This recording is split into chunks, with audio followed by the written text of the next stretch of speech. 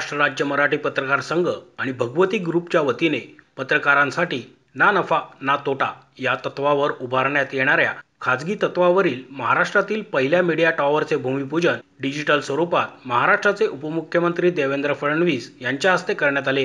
पुण्यात झालेल्या या सोहळ्यात पुढारीचे समूह संपादक डॉक्टर योगेश जाधव, सकाळचे समूह संपादक सम्राट फडणीस, लोकमतचे संपादक संजय आवटे, महाराष्ट्र राज्य मराठी पत्रकार संघाचे संघटक संजय भोकरे, प्रदेशाध्यक्ष किरण जोशी, PMRDAचे आयुक्त राहुल महिवाल, पिंपरी चिंचवड महापालिकेचे आयुक्त शेखर सिंह, भगवती ग्रुपचे चेअरमन बाबासाहेब औटी आदी उपस्थित होते।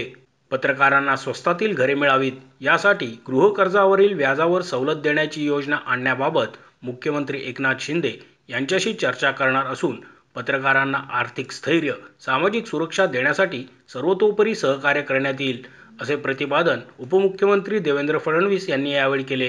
पुण्यावर आपले विशेष प्रेम आणि लक्ष आहे, मात्र पुण्यातून लोकसभा लढवण्याचा विचार नसल्याचा खुलासाही त्यांनी केला। नवी दिशा देणारा प्रकल्प पुण्यात उभारला जात असल्याचे सांगून ते पुढे म्हणाले, महाराष्ट्रातील इतर शहरात असे प्रकल्प होताना पाहायला मिळतील। पत्रकारांच्या अनेक अडचणी आहेत, त्यांची स्वतःची हक्काची घरे आढळून येत नाहीत, त्यामुळे पत्रकारांच्या घराचा प्रकल्प मोहीम म्हणून हाती घ्यावा लागेल। माध्यमांची संख्या आणि प्रकार वाढले आहेत। माध्यमे स्वतंत्र आणि निष्पक्ष राहण्यासाठी माध्यम संस्थेतील शेवटच्या घटकांना सामाजिक सुरक्षा द्यावी लागेल। म्हाडाच्या लॉटरीतही पत्रकारांना मुंबईत घरे मिळाली, मात्र पत्रकारांची वाढती संख्या लक्षात घेता त्या प्रमाणात ही संख्या फार कमी आहे। महापालिका आणि PMRDAने नियमात बसून घरांच्या किमती कमी करण्याबाबत विचार करावा। मीडिया टॉवरसाठी जागा मिळवणे महत्त्वाची बाब असून महसुली मुख्यालय असे प्रकल्प उभारण्यासाठी सहकार्य करण्यात येईल। त्यासाठी आवश्यक असल्यास स्वतंत्र अधिकारी नेमण्यात येईल असेही देवेंद्र फडणवीस यांनी यावेळी नमूद केले। ही गोष्ट खरी आहे की आमचे जे पत्रकार आहेत त्यांच्या अनेक अडचणी आहेत आणि विशेषतः मोठ्या प्रमाणात आपण जर बघितलं तर पत्रकारांची स्वतःची हक्काची घरं ही आपल्याला आढळून येत नाहीत। मागच्या काळामध्ये मुख्यमंत्री असताना मी देखील काही प्रयत्न केले होते, त्यात सोलापूर असेल, अमरावती असेल, मुंबई असेल, काही योजना सुरू झाल्या, काही अजून चालू आहेत।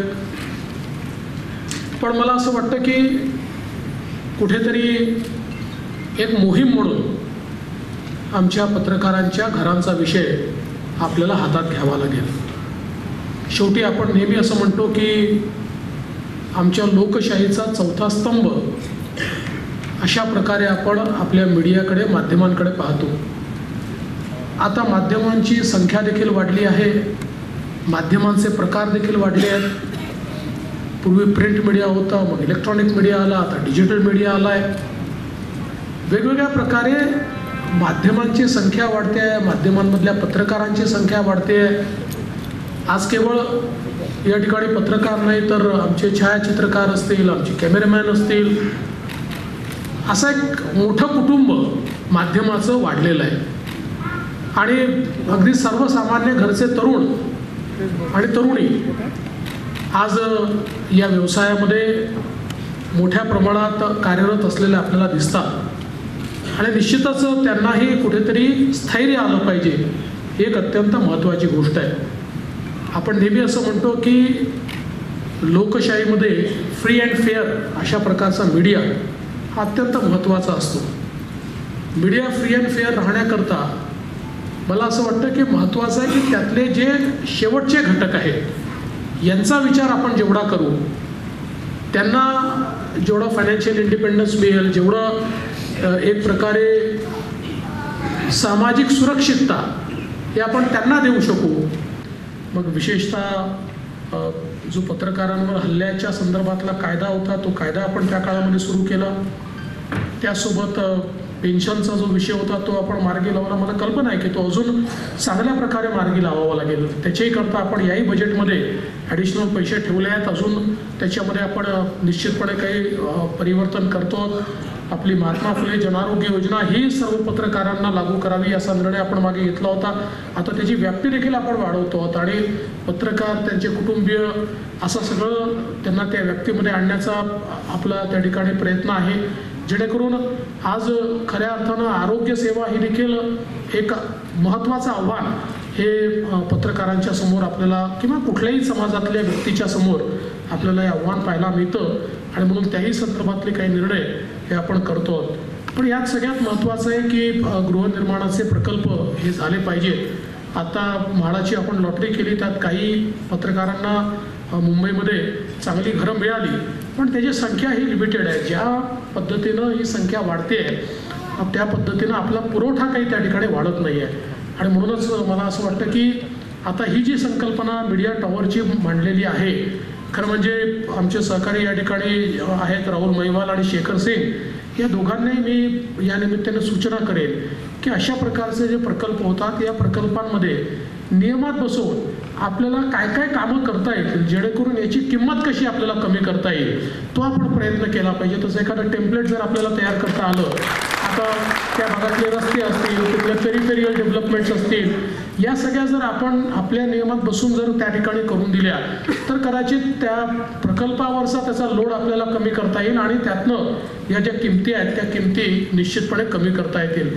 खरं म्हणजे या निमित्ताने अचानक माझ्या डोक्यात आलं, अजून काही त्या संदर्भात माझी मुख्यमंत्र्यांची चर्चाही झाली नाही, पण भविष्यामध्ये आपण असा देखील प्रयत्न करू शकतो की अशा प्रकारचे गृहनिर्माण प्रकल्प जर होत असतील तर आम्हाला पत्रकारांकरता काही इंटरेस्ट सबसिडी त्या ठिकाणी तयार करता येईल का, जेणेकरून आज समजा एक 15-20 लाख रुपयाचं 25 लाख रुपयाचं कर्ज घ्यायचं असेल तर अनेक त्याच्यावर जो काही इंटरेस्टचं वर्णन आहे त्यामुळे अनेक पत्रकारांच्या पगारातनं ते परत करणं हे कदाचित कठीण जाऊ शकतं. त्यामुळे आज वेगवेगळ्या घटकांना आपण वेगवेगळ्या सवलती देतो, तशा प्रकारे आमच्या पत्रकारांकरता समजा एखादी इंटरेस्ट सबसिडीची आपण सवलत आणू शकलो तर ते थोडं कर्ज जे आहे ते त्यांच्या पगारामध्ये आपल्याला बसवता येईल आणि त्यातनं आपल्याला काही ना काही मला असं वाटतं की दिलासा त्यांना देता येईल. तर जरूर मी या संदर्भात माननीय मुख्यमंत्री महोदय यांच्याशी चर्चा करून अशा प्रकारची एखादी योजना आणण्याचा प्रयत्न आपण निश्चितपणे करू. डॉक्टर योगेश जाधव म्हणाले, पत्रकारांना निवृत्ती वेतन देण्याचा उपक्रम देवेंद्र फडणवीस यांनी सुरू केला. शेतकरी, पत्रकार अथवा अन्य समाज घटकांच्या अडचणी सोडवण्यात त्यांचा पुढाकार असतो. पत्रकारांची संख्या अलीकडच्या काळात वाढली आहे. अशावेळी राज्यातील पत्रकारांना स्वतःचे घर देण्यासाठी हाती घेतलेला हा उपक्रम अतिशय महत्त्वाचा आहे.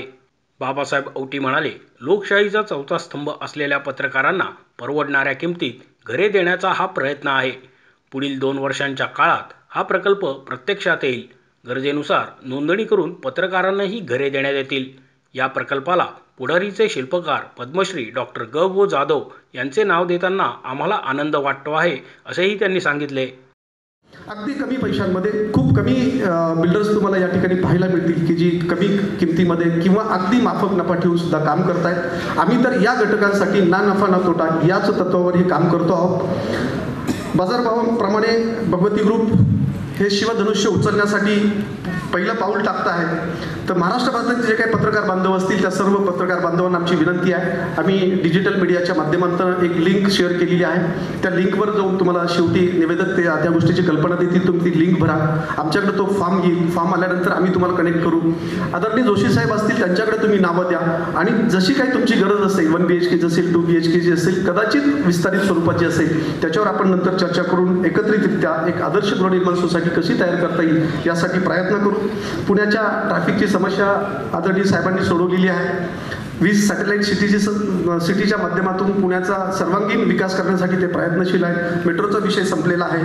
तर अशा रिंग रोडच्या अगदी साहेब ज्या ठिकाणी आपण PMRDचा रिंग रोड प्रस्तावित केला आहे आपल्याला त्याचा कण न कण रेषा न रेषा माहिती आहे. PMRDच्या रिंग रोडला लागून हा प्रोजेक्ट होतो आहे. जुन्या मुंबई पुणे एक्सप्रेस हायवेपासून फक्त 900 मीटरचं अंतर आहे. पवना नदी ज्या ठिकाणावर वाहते नदीच्या एका टोकावर आपला प्रोजेक्ट होणार आहे आणि दुसऱ्या टोकावर आदरणीय मंगलप्रभात लोढा यांचा लोधा बेलबंड नावाचा प्रोजेक्ट आहे. एक्सप्रेस हायवेवरनं फक्त 900 मीटरचं अंतर आहे आणि रिंग रोडवरनं अगदी 200-250 मीटरवरचं हे अंतर आहे. तर एक आदर्श प्रकल्पासाठी आज आपण या ठिकाणी आलात. मी विशेष करून या ठिकाणी सन्माननीय आमच्या निवेदक साहेबांनी आणि गोखरे साहेबांनी सांगितलं की या नगराचं नामकरण व्हावं. खरं तर हा मीडिया टॉवर होतो आहे आणि याला दैनिक पुढारीचे शिल्पकार पद्मश्री डॉक्टर ग. जाधव यांचं नामकरण दिलं जात आहे. आमच्याकडनं स्वागत आहे. मोशी न्यूज नेटवर्कसाठी मोहित शिंदे, पुणे.